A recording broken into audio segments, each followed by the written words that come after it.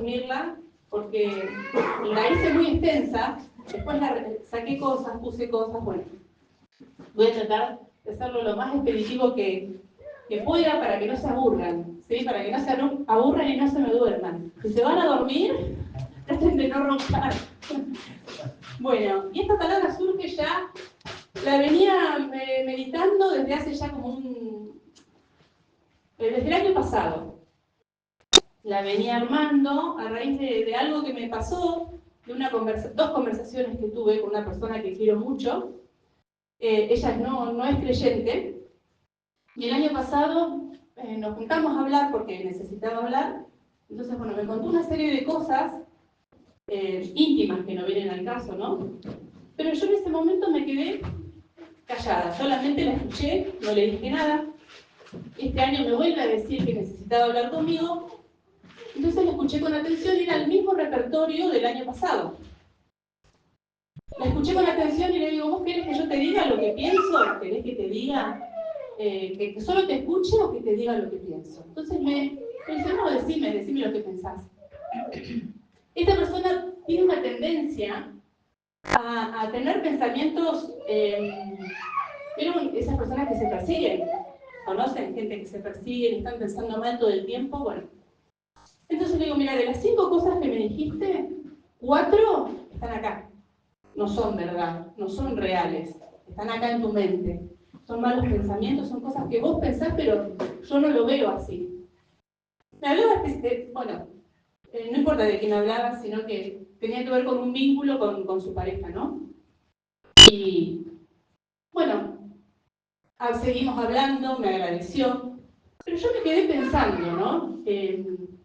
¿Cuántas veces somos así? Pensamos mal, pensamos cosas que no son, y el ser humano tiene como esa tendencia, ¿no? A pensar mal, a pensar lo que no es, a tener esos pensamientos intrusivos, esos pensamientos que nos parasitan la mente, esos pensamientos persecutorios. Y decía, pero ¿y un creyente, un hijo de Dios, nacido de nuevo, puede tener malos pensamientos? Puede, ¿no? De hecho los tenemos.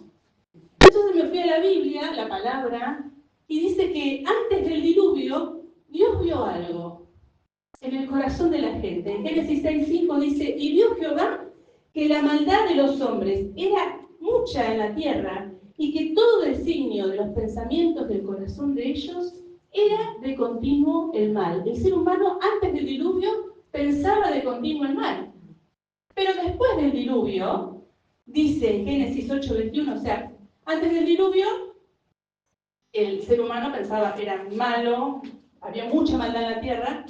Dios manda el juicio, deja solamente 8 personas, un remanente, y dice que después del diluvio uno podría suponer, bueno, limpió la tierra, hubo un cambio. Y dice, nunca más volveré a maldecir la tierra por causa del hombre, porque el intento del corazón del hombre es malo desde su juventud. O sea que después del juicio el ser humano no cambió. Después del diluvio no cambió. Y Proverbios 23:7, que es el proverbio que va a dirigir toda esta enseñanza, esta prédica, dice, porque cuál es su pensamiento en su corazón, tal es él. O sea, somos lo que pensamos. Somos lo que pensamos repetidamente. Si nosotros tenemos buenos pensamientos, eso va a afectar nuestra conducta, nuestras decisiones, nuestra vida. Y si tenemos malos pensamientos, también lo va a afectar en nuestra vida cotidiana. Y dice la palabra que Dios aborrece al que maquina cosas malas en su corazón. En Proverbios 6:18 dice que 6 cosas aborrece Jehová, y una de ellas es el corazón que maquina pensamientos inicuos y los pies presurosos para correr al mal. Y uno podría decir, bueno, pero esto es gente que no conoce a Dios, gente pecadora, gente que está de la puerta para afuera, gente que no tiene a Jesús en su corazón. Y realmente si nos ponemos a ver la Biblia, tanto desde el Antiguo Testamento al Nuevo, vemos personas ungidas, escogidas por Dios, que pensaron mal y que obraron mal. ¿Sí? Hay un montón de ejemplos bíblicos de gente que pensó mal y que actuó mal. Entonces me puse a leer mucho durante hace bastante, sobre cómo funciona el cerebro, cómo funciona la mente y qué son los pensamientos, cómo surgen los pensamientos. Y como ustedes ya me conocen, voy a hacer un recorrido desde lo que dice la ciencia, desde lo que dice la psicología, la psiquiatría, y por supuesto voy a hablar de la Biblia, que es la fuente de toda sabiduría. ¿Y cuántos coinciden que el cerebro humano es algo maravilloso? Yo creo que es una obra maravillosa que hizo el Señor, majestuosa, misteriosa, que todavía se sigue estudiando el cerebro, la mente, y es un misterio, ¿no? Y la mente, el cerebro, puede ser usado para bien, puede ser un instrumento para el bien, un instrumento del ser humano, un instrumento de Dios, o puede ser usado para mal. La mente puede ser usada, puede ser en la pista de aterrizaje donde el diablo se hace un banquete, ¿no? Un instrumento para Dios o el campo de batalla del enemigo. Bueno, ¿qué es el cerebro? ¿Qué es la mente y los pensamientos según la biología y según la neurociencia? Acá estuve tentada de decirle a Pamela que lo prepare, pero bueno, voy a tratar de hacerlo lo más claro posible. El cerebro es un órgano, como tantos otros que tenemos en el cuerpo, que pesa entre 1,5 kg y 1,3 kg. Y dice que está formado por 86.000 millones de neuronas. Millones de neuronas adentro del cerebro. Y siempre se hace la analogía del cerebro con la computadora. ¿Han escuchado la analogía del cerebro y la computadora? El cerebro es como la computadora que controla todo nuestro cuerpo. Una computadora tiene una parte que se le llama el hardware, que es la parte dura, la parte que es tangible, que se ve, la parte física, que es el teclado, el monitor, el mouse. Y tiene una parte que es el software, que son los programas, que es lo que no se ve, que es lo que corre adentro de la computadora. Bueno, el cerebro sería la parte dura, la parte tangible, y la mente serían los programas que corren adentro del cerebro. La mente no es materia, es todo lo que es energía en realidad, el movimiento, y son los pensamientos, las emociones, los recuerdos, la imaginación, la conciencia y el razonamiento. Esa es la mente. Y los pensamientos, siguiendo con la analogía de la computadora, serían como esos programas activos que se activan y se cierran. Programas o aplicaciones, miren las aplicaciones que tenemos en el celular, es como que lo activas, lo abrís para una función y lo cerrás. Esos serían los pensamientos siguiendo esta analogía. ¿Y qué son los pensamientos para la biología, para la neurociencia? Son impulsos eléctricos que se forman entre las neuronas. Y dice la ciencia que, ¿saben cuántas veces pensamos al día? Dice que de 60 a 80.000 pensamientos en el día tenemos. 3.000 pensamientos por hora y 40-50 pensamientos por minuto. ¿Y saben qué? La mayoría de los pensamientos son repetitivos y son iguales a los del día anterior. Porque ya estamos formateados por nuestra cultura, por nuestra educación, por lo que nos enseñaron en casa, por lo que nos enseñaron en la escuela. Ya nuestro cerebro está formateado con cierta información. Y dice que los pensamientos repetitivos forman vías neuronales, forman caminos, forman surcos, y eso moldea nuestro cerebro. O sea que somos lo que pensamos.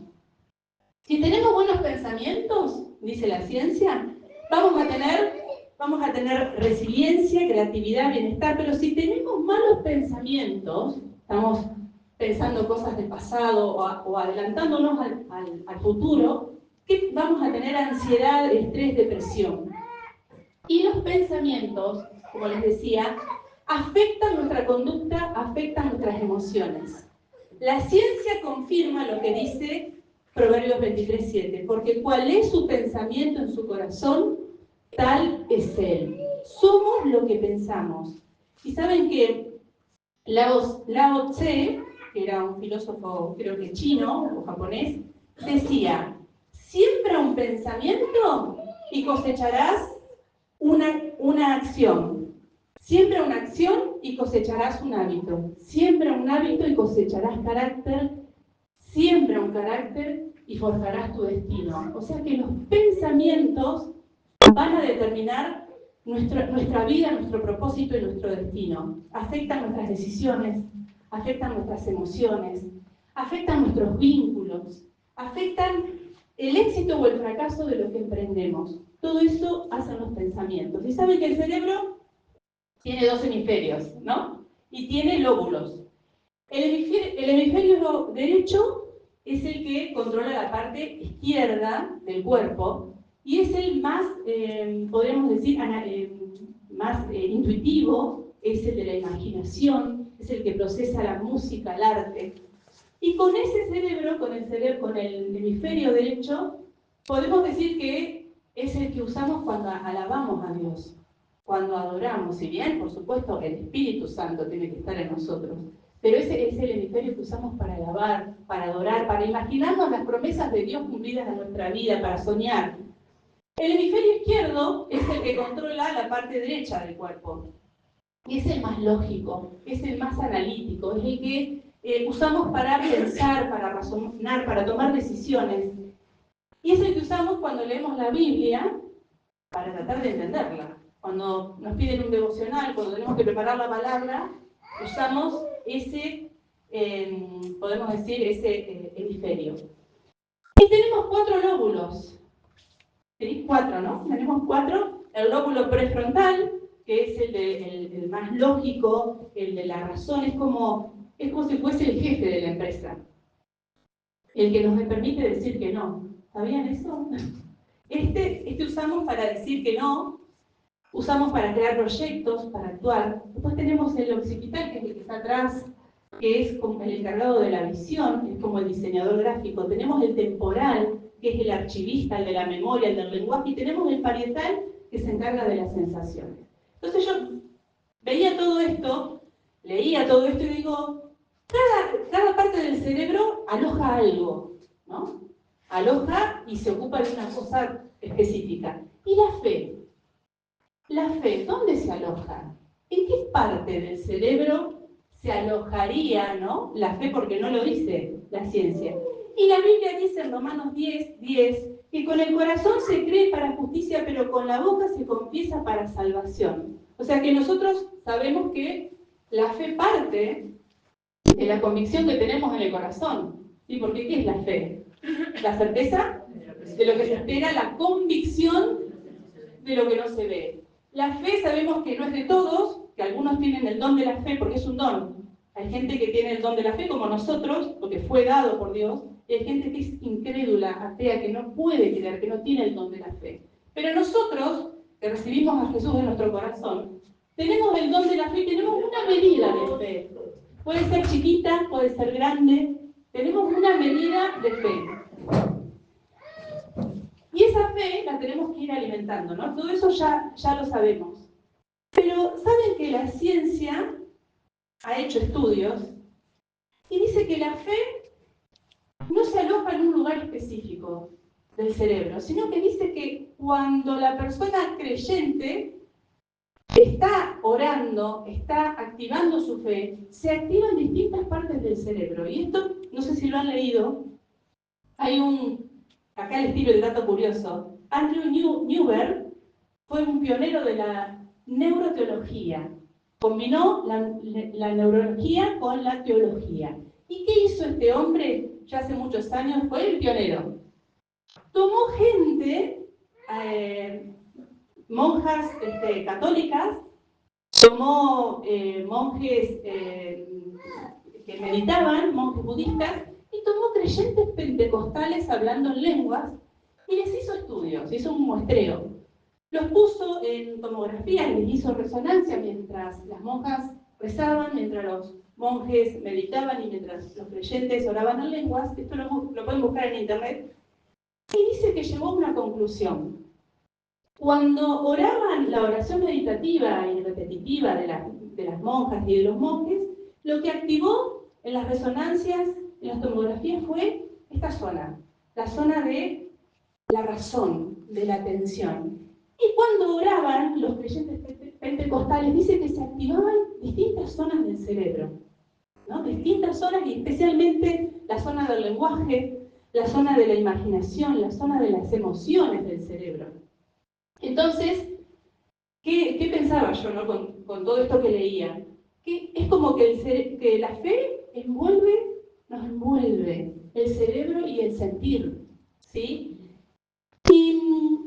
Y Jesús dijo: amarás al Señor tu Dios con todo tu corazón, con toda tu alma, con todas tus fuerzas y con toda tu mente. O sea que tenemos que amar a Dios con toda nuestra mente, con todo lo que eso implica. Con los 4 lóbulos, con los 2 hemisferios, con la razón, con la imaginación, con la conciencia, con los 5 sentidos. Tenemos que amar a Dios con todo lo que tenemos. Y la mente, para mí, es maravilloso que podamos usar la mente para amar a Dios. Tratar de conocerlo, pero no solamente para conocerlo intelectualmente, sino tratar de usar la mente para tenerlo en el pensamiento. Tener a Dios en nuestro pensamiento. Y vuelvo a decir, porque cuál es su pensamiento en su corazón, tal es Él. Somos lo que pensamos repetidamente. Entonces, si ponemos nuestra fe en acción, si ponemos la fe en marcha, si podemos orar, si podemos llenarnos de la palabra, llenar nuestra mente de la palabra, eso va a cambiar nuestros pensamientos, y nuestros pensamientos van a cambiar nuestras emociones, y va a cambiar nuestra forma de ser, nuestro carácter y nuestro destino. ¿Qué dice la psicología sobre la mente y los pensamientos? ¿Qué dice? Saben que la psicología es un bardo porque tiene un montón de corrientes distintas. El psicoanálisis dice que no hace foco en el cerebro, sino que hace foco en la psiquis, y dice que la psiquis está dividida en 3: el inconsciente, el preconsciente y la conciencia.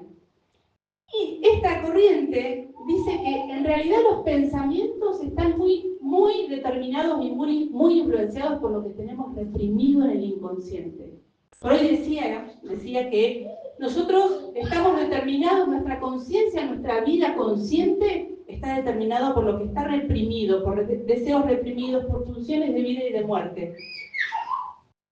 En la vereda de enfrente, los conductistas decían lo opuesto. Ellos decían que los pensamientos en realidad son conductas encubiertas. Ellos no ponen el foco en la mente, sino que ponen el foco en las conductas. Conductas aprendidas por estímulo, por error, por castigo, por premio. Y después la teoría cognitiva dice similar a lo mismo que dice la neurociencia. Y saben que la psicología, ayer hablábamos, antes de ayer en la oración, la psicología tomó un concepto del reino animal que es el de rumiar. ¿Han escuchado? La rumiación. ¿Han escuchado lo que significa rumiar? Bueno, la gente, por ejemplo, Jorge, que me explicaba, el otro día hablábamos de los animales rumiantes, que no sabía yo que, por ejemplo, las vacas tienen 4 estómagos. Bueno, los rumiantes, ¿qué hacen con el pasto? Lo mastican, lo tragan, lo devuelven y lo vuelven a masticar, lo tragan, lo devuelven, hacen esa rumiación con el pasto, y esto es algo natural, es algo normal, que lo hacen para hacer la digestión. Bueno, en la psicología, la rumiación es cuando masticamos una y otra vez los mismos pensamientos. Pensamientos repetitivos los masticamos, y los damos vuelta en la mente. Lo mismo que hace la vaca con el pasto, lo hacemos nosotros con los pensamientos de la mente. ¿Y qué pasa con esos pensamientos rumiantes que generan, como ya dije, ansiedad, tristeza, depresión, preocupación? Y pensaba en historias bíblicas, ¿no? Pensaba en Elías, por ejemplo, que no lo vamos a leer porque ya lo conocen de memoria. Elías fue un hombre impresionante. A mí me impacta la vida de Elías porque fue el único de la Biblia, los 2 personas que no vieron la muerte, que fueron arrebatados. Uno fue Elías, el otro fue Enoc. Tremendo hombre de Dios, usado por Dios. Él lo que Dios le mandaba hacer lo hacía. Oró para que lloviera y llovió. Oró para que no lloviera y no llovió. Mató a 400 profetas de Baal y los degolló. Y dice que después, ante la amenaza de Jezabel, huyó. Se fue, creo que un mes, ¿no? caminó como 30 días, caminó hasta llegar a una montaña, y dice que en la montaña, en la cueva, se quiso morir. Yo digo, ¿qué habrá ido rumiando en ese tiempo mientras caminaba? ¿Qué habrá ido masticando para decirle a Dios, no soy mejor que mis padres, quítame la vida? ¿Habrá ido rumiando miedo, tristeza, preocupación para decir semejante barbaridad? ¿No? Un hombre de Dios, un hombre que no murió. Dice la Biblia que no murió. Pedro, pensaba en Pedro, en los 3 días cuando Jesús muere, ¿no? Y resucita, dice que cuando lo habían apresado a Jesús, lo negó. Lo negó 3 veces. La mano derecha de Jesús, Pedro, el amigo de Jesús, el que dijo que no vaya a la cruz, que ellos iban a estar con él hasta la muerte, lo negó. ¿Qué habrá pensado Pedro? Esto es algo que, esas cosas que uno se pone a pensar, ¿no? De cada una de las personas de la Biblia. ¿Qué habrá pensado Pedro en esos 3 días hasta que el Señor resucitó y se le presentó? ¿Qué habrá rumiado? ¿Y qué habrá rumiado? ¿Qué pensó Pedro cuando caminaba sobre el agua? ¿No? También fue el único de los discípulos que caminó sobre el agua, iba hacia Jesús, caminaba, o sea, es impresionante, o sea, caminar sobre el agua es algo sobrenatural. Pero en un momento empezó a mirar las olas, empezó a mirar el viento, a sentir, empezó a pensar, a usar la razón. ¿Qué habrá rumiado para hundirse? Se terminó hundiendo. ¿Y qué le dijo Jesús? ¿Por qué dudaste? ¿Por qué dudaste? ¿Habrá rumiado la duda para hundirse? Y pensaba en el pueblo de Israel. El pueblo hebreo, cuando sale de Egipto y va camino a la tierra prometida, dice la Biblia que era ese trayecto tendría que haber sido de 40 días, y sin embargo el pueblo estuvo 40 años yendo a la tierra prometida. Pero dice que la gente que salió de Egipto murió en el desierto. ¿Qué estuvieron rumiando para no llegar a ver la promesa? ¿Qué rumiaron? Queremos agua, queremos comer carne, en Egipto estábamos mejor, ¿no? Todo el tiempo se quejaban y se quejaban, pobre Moisés, pobre el líder que los tuvo que soportar 40 años.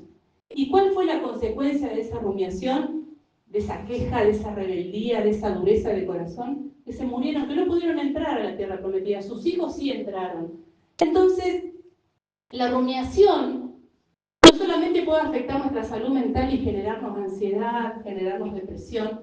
La rumiación también nos puede afectar espiritualmente y podemos perder las promesas. Podemos perder una promesa de Dios. Y además, tenemos que observar nuestros pensamientos, porque podemos estar rumiando pecado. ¿Saben que el pecado muchas veces empieza acá? Cuando estamos mirando y deseando lo que no debemos, cuando estamos pensando mal. Hablaba recién Pame, cuando pensamos mal, ¿no? Pensamos mal de un hermano, cuando pensamos mal hasta de nuestra pareja, como me pasaba en el testimonio que les di, en el ejemplo que les di. Cuando pensamos mal de, no sé, de los pastores, cuando pensamos mal de nuestro compañero de trabajo, cuando pensamos mal de nuestro jefe, el pecado empieza ahí. Y si nosotros no tenemos la capacidad o la luz de darnos cuenta de que estamos pecando con la mente y rechazamos ese pensamiento, ¿qué va a pasar? Que lo vamos a poner en acción, que lo vamos a terminar concretando. Entonces no tenemos que rumiar lo que no edifica, sino que tenemos que meditar en la palabra de día y de noche. Dice Josué 1:8. Nunca se apartará de tu boca este libro de la ley, sino que de día y de noche meditarás en él, de día y de noche. Si hay algo que tenemos que masticar, que rumiar, que dar vueltas a nuestra cabeza, es la palabra de Dios. El pensamiento tiene que ser, y sobre todo cuando estamos solos. Cuando estamos solos, que se nos dispara la mente, antes de acostarnos, que estamos en silencio y se nos dispara la mente, o no les pasa que están pensando en lo que tienen que hacer, en lo que tienen que pagar, en las preocupaciones. Dice la palabra, meditar en este libro de la ley de día y de noche. ¿Para qué? Para que guardes y hagas conforme a todo lo que está escrito en él, porque entonces harás prosperar tu camino y todo te saldrá bien. Mastiquemos la palabra de Dios, meditemos en la palabra de Dios, rumiemos la palabra de Dios. Y Filipenses 4:8, yo diría que este versículo lo tendríamos que anotar en un papel grande con rojo y ponerlo en el baño, entonces lo tenemos cuando nos levantamos, y ponerlo en el auto o en la camioneta o en la bici, donde quieran, en la moto, y cuando vamos viajando lo leemos, lo tenemos que leer. Lo tenemos que tener en nuestro lugar de trabajo y tiene que ser el filtro de nuestros pensamientos. Cada vez que viene un pensamiento a nosotros tenemos que decir, a ver, escuchen, por lo demás, hermanos, todo lo que es verdadero, todo lo honesto, todo lo justo, todo lo puro, todo lo amable, todo lo que es de buen nombre, si hay virtud alguna, si hay algo digno de alabanza, en esto pensar. Entonces, para la gente que dice, pero yo no puedo parar de pensar, porque hay personas que piensan más y otras menos, hay gente que es muy inquieta en la mente, tenemos que aplicar este filtro. Sí podemos controlar lo que pensamos, porque si estoy pensando algo que me está inquietando, que me está robando la paz, ¿esto que estoy pensando es verdadero? ¿Esto que viene a mi mente es honesto? ¿Es puro? ¿Es justo? ¿Es de Dios? Si me roba la paz, no es de Dios. Vuelvo a Proverbios 23:7, porque cuál es su pensamiento en su corazón, tal es él. Tal es él. ¿Qué estamos pensando durante el día? ¿Qué pensamos a la noche cuando nos vamos a acostar? ¿Qué pensamos cuando nos levantamos? ¿Qué pensamos cuando estamos en un momento difícil de salud o con nuestra familia, pasando un momento difícil? Pensemos en lo bueno, meditemos la palabra, llenémonos de la palabra, porque ¿cuántos quieren ser luz y sal? ¿Cuántos quieren evangelizar? ¿Cuántos quieren impactar otras vidas, a nuestra familia, a nuestros amigos? ¿Cuántos quieren eso? Creo que todos. Para poder ser luz y sal, tenemos que cuidar lo que pensamos. Tenemos que estar atentos a nuestra mente. ¿Qué dice la psiquiatría? Lo voy a hacer breve porque si no los voy a aburrir. La psiquiatría dice, no hace foco tanto en la psiquis, sino que hace foco en la parte química, en la parte biológica, en la parte orgánica. Entonces, ¿qué dice? Que cuando hay un desequilibrio químico en el cerebro, aparecen enfermedades, aparecen síntomas, aparecen patologías. Como por ejemplo, obsesiones, delirios, ansiedades, pensamientos depresivos, psicosis, esquizofrenia. Dice, es más biologicista, ¿no? Que cuando hay un desequilibrio químico en el cuerpo, en la mente, ahí aparecen las enfermedades. Y se tratan con medicina. ¿Saben que hay dos cerebros en el cuerpo? ¿Sí? ¿Cuál es el segundo cerebro? El intestino, el corazón. El intestino es el segundo cerebro, lo dice. La medicina funcional ha descubierto en estos últimos 20 años, el otro día estuve con mi gastroenterólogo y le pregunté si esto era real y me dijo que sí, que es verdad. ¿Saben que tenemos en el intestino 300 millones de neuronas? Se descubrió ahora que tenemos 300 millones de neuronas y que en el intestino se fabrica el 90% de la serotonina. ¿Han escuchado hablar de la serotonina? Es el neurotransmisor de la felicidad, del bienestar, del ánimo. ¿Sí? Las personas depresivas, yo tuve depresión hace muchos años, hace 20 antes de que naciera mi hijo. Las personas depresivas no producen serotonina o lo producen en muy bajo proporción. Entonces, ¿qué hace la psiquiatría? Se da una pastilla para que se la produzca, o te la da artificialmente, para equilibrar la serotonina en el cerebro, ¿no? Entonces, el intestino produce el 90% de la serotonina. Si tenemos un intestino que está mal, que está desequilibrado, una microbiota, vieron que la microbiota, ¿han escuchado hablar de la microbiota? Es todo lo que está dentro del intestino, hongos, bacterias, parásitos, hay buenos y malos. Cuando está en desequilibrio, dice que puede afectar nuestros cerebros. ¿Sabían eso? Y que hay una conexión directa entre el cerebro y el intestino. Vieron que cuando, no sé si les ha pasado a los chicos que estudian o cuando han tenido una situación difícil, algo difícil, están con ansiedad, ¿a algunos no se les pone dura la panza? ¿O no van al baño?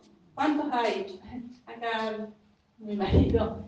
Cuando se ponen nerviosos, van al baño no sé cuántas veces, 5 veces al día. O al revés, cuando el intestino se desequilibra porque estamos tomando antibióticos o porque comimos lo que no teníamos que comer, nos empieza a doler la cabeza y tenemos pesadez, ¿sí? Bueno, cuando el intestino está en desequilibrio, esa microbiota, inclusive los parásitos, esto está chequeado lo que estoy diciendo. Cuando estamos parasitados, ¿saben que eso puede afectar nuestro cerebro, nuestros pensamientos? ¿Sabían eso? Entonces, ¿por qué lo digo? Ustedes van a estar pensando que yo quiero dar una clase de biología y no quiero dar una clase, sino que a veces espiritualizamos todo, ¿no? Y decimos que todo es espiritual, o todo es del diablo, y no todo es espiritual. Hay enfermedades, hay cuestiones que nos pasan en la cabeza, cuestiones de salud mental, que tienen que ver con la psicología, con problemas psicológicos. Hay otras cuestiones que tienen que ver con problemas psiquiátricos, porque hay un desequilibrio en la mente. Y hay cuestiones que tienen que ver, como dice la medicina funcional, con nuestro intestino, que está parasitado, que está con disbiosis, y por eso nuestra mente funciona mal. Ahora, dicho esto, vamos a la Biblia. Vamos a lo más importante. La psicología habla de pensamientos rumiantes. La psiquiatría habla de desequilibrios químicos. La medicina funcional habla de un intestino que está mal. La Biblia hace referencia a una mente caída. A una mente, nosotros somos pecadores por naturaleza. Por más que seamos hijos de Dios, vamos a pecar.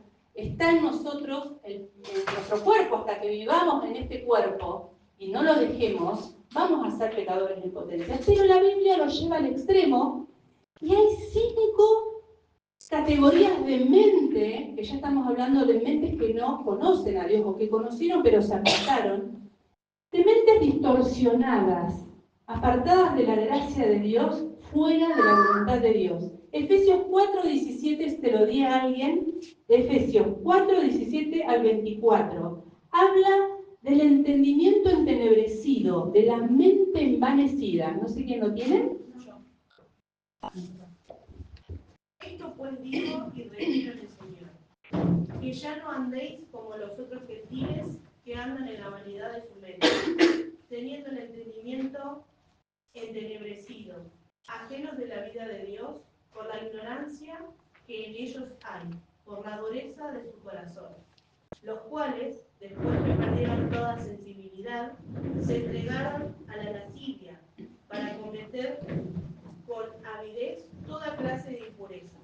Para vosotros no habéis aprendido así a Cristo, si en verdad le habéis oído y habéis sido por él enseñados conforme a la verdad que está en Jesús.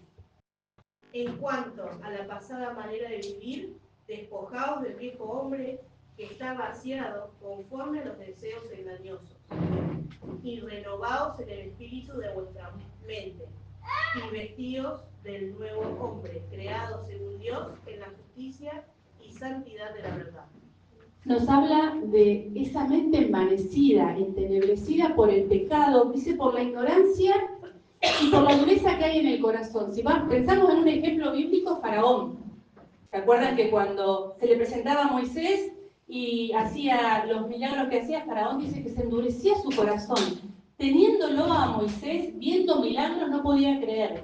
Y hoy, llevándolo a este tiempo, podríamos decir esas personas que son brillantes, que ocupan un lugar de poder, que tienen el conocimiento, que tienen el poder, y se les habla de Dios, se les predica, o inclusive ven milagros, que no pueden creer, porque tienen el corazón endurecido, porque tienen la mente envanecida, dice, la mente entenebrecida por el pecado. Segunda de Corintios 4, del 3 al 6, habla de un entendimiento cegado, parecido al anterior, pero acá el que está cegando es el Dios de este mundo. No sé quién lo tenía, segunda de Corintios 4. Dice, pero si nuestro evangelio está aún encubierto, entre los que se pierden está encubierto. en los cuales el Dios de este siglo cegó el entendimiento de los incrédulos, para que no les resplandezca la luz del Evangelio de la gloria de Cristo, el cual es la imagen de Dios. Porque no nos predicamos a nosotros mismos, sino a Jesucristo como Señor, y a nosotros como vuestros siervos por amor de Jesús. Porque Dios que mandó que las tinieblas resplandeciese la luz, es el que resplandeció en nuestros corazones, para iluminación del conocimiento de la gloria de Dios en la faz de Jesucristo. Mente cegada, entendimiento cegado por el Dios de este mundo, por el enemigo. ¿Cuántos de nosotros no estábamos así? No podíamos creer porque estábamos cegados. Y si nos vamos a la Biblia, podemos hablar de los fariseos, que también conocían la palabra a la perfección, pero estaban ciegos. Lo tenían a Jesús adelante, al Mesías prometido, y estaban ciegos. Pablo, creo que predicaba el jueves Pablo, el apóstol, antes de ser Pablo, era Saulo, y él estaba ciego, era un doctor de la palabra, de la Torá. Estaba ciego espiritualmente hasta que tuvo un encuentro con Jesús. Y hoy podemos decir que esta gente que está ciega, que no puede ver, aunque se le predique, aunque se le presenten, vean milagros, no pueden creer.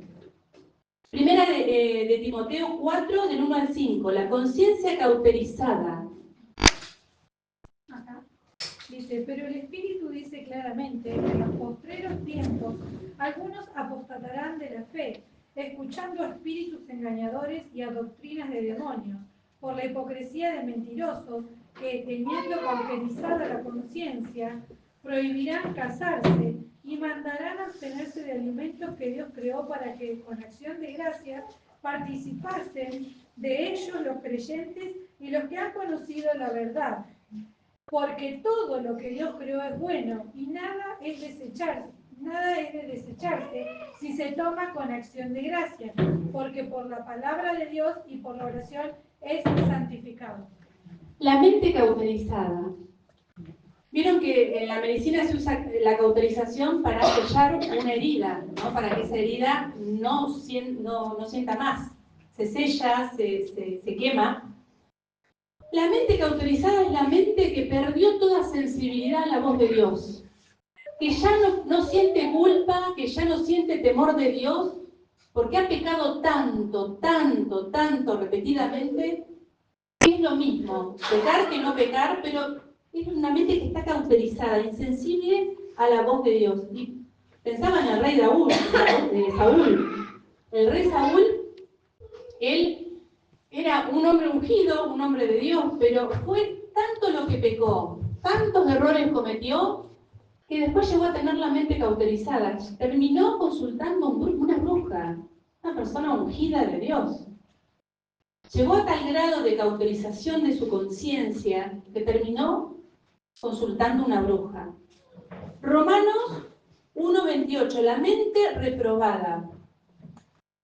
Y como ellos no aprobaron tener en cuenta a Dios, Dios los entregó a una mente reprobada para hacer cosas que no convienen, estando atestados de toda injusticia, fornicación, perversidad, avaricia, maldad, llenos de envidia, homicidios, contiendas, engaños y malignidades, murmuradores, detractores, aborrecedores de Dios, injuriosos, soberbios, altivos, inventores de males, desobedientes a los padres, necios, desleales, sin afecto natural, implacables, sin misericordia, quienes habiendo entendido el juicio de Dios, que los que practican tales cosas son dignos de muerte, no solo las hacen, sino que también se complacen con los que las practican. La mente reprobada es la mente que ya Dios, la gente que ya Dios rechazó porque lo rechazaron a Él. Es una mente que ya no discierne entre lo bueno y lo malo. Podríamos hablar de Sodoma y Gomorra, ¿no? Los sodomitas. Una mente totalmente reprobada. Y hoy, la sociedad de hoy no está muy lejos de Sodoma y Gomorra. Gente que justifica el pecado, que le llama amor a la lujuria, que le llama libertad al libertinaje, donde se aprueba el aborto, la ideología de género, cosas que están totalmente desviadas de la verdad de Dios, del diseño original de Dios. Y ya para ir terminando, el espíritu de error. Primera de Juan 4, del 1 al 6. Dice, amados, no creáis a todo espíritu, sino probad los espíritus si son de Dios, porque muchos falsos profetas han salido por el mundo. En esto conoced el Espíritu de Dios. Todo espíritu que confiesa que Jesucristo ha venido en carne es de Dios. Y todo espíritu que no confiesa que Jesucristo ha venido en carne no es de Dios. Y Hasta ahí, no. ¿hasta ahí? Sí, hasta ahí. El espíritu de error habla de los falsos profetas, ¿no? De la gente que, bajo una influencia demoníaca, enseña otra cosa y desvía a la gente de la verdad. Los falsos profetas, falsos maestros, falsos apóstoles, falsas doctrinas, fueron, son y serán. Ahora, el espíritu de error yo lo veía, el otro día tuve también hace ya un tiempo, una conversación con alguien que está apartado, hace ya unos años, apartado. Entonces le conté que había fallecido alguien y me dice, ay, voy a orar por su alma. Y yo digo, ¿cómo? No podía creerlo, el lóbulo frontal se me explotó. No podía creer lo que me estaba diciendo. ¿Cómo una persona que conoció? Esta persona hizo seminarios bíblicos, hablaba en lenguas, era más fe que yo, hermano, le puedo asegurar. Yo digo, ¿cómo va a decir semejante barrabasada que vas a orar por el alma de un muerto? Espíritu de error. Es terrible el espíritu de error en la gente que ha conocido al Señor. Y ya para terminar, vuelvo a la primera pregunta. ¿Se puede pensar mal? Sí, Mateo dice que sí, sí. Es normal, es esperable que los hijos de Dios, los creyentes, pensemos mal. Lo que no podemos bajo ningún punto de vista es caer en estas 5 categorías de mente. No podemos tener la mente reprobada, no podemos estar bajo un espíritu de error, no podemos tener el entendimiento cegado, la conciencia cauterizada ni la mente envanecida. Eso sí no nos puede pasar a los hijos de Dios, no nos debería pasar. Y los hijos de Dios deberíamos procurar tener la mente ¿de quién? De Cristo. Sencillo no es, ¿no? Pensar como Él pensaría, mirar como Él miraría, escuchar como Él escucharía, sentir como Él sentiría, actuar, tomar decisiones, pensar qué haríamos en esta situación si fuéramos Jesús. Fácil no es. Pero la palabra nos dice que tenemos que procurar eso. Y saben que desde el día 1, cuando uno acepta a Jesús y nos arrepentimos, arrepentimiento significa, ¿qué significa? Metanoia, cambio de mente. O sea que empieza acá. El cambio de la mente empieza con el arrepentimiento en la mente. Y ya para terminar, 2 cosas que tenemos que hacer que nos dice la palabra. Además de filtrar los pensamientos por el libro de Efesios, tenemos que pensar en Romanos 12:2.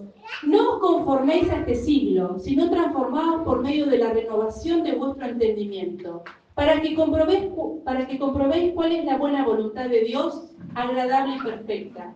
Segunda de Corintios 10:4-5. Porque las armas de nuestra milicia no son carnales, sino que son poderosas en Dios para destrucción de fortalezas, derribando argumento y toda altivez que se levanta contra el conocimiento de Dios y llevando cautivo todo pensamiento a la obediencia a Cristo. Tenemos que renovar la mente, renovar el entendimiento, con la palabra, con oración, con ayuno, con adoración, llevando cautivo todo pensamiento a la obediencia en Cristo y pasándolo por el filtro. Los invito a orar, los invito a cerrar los ojos en realidad.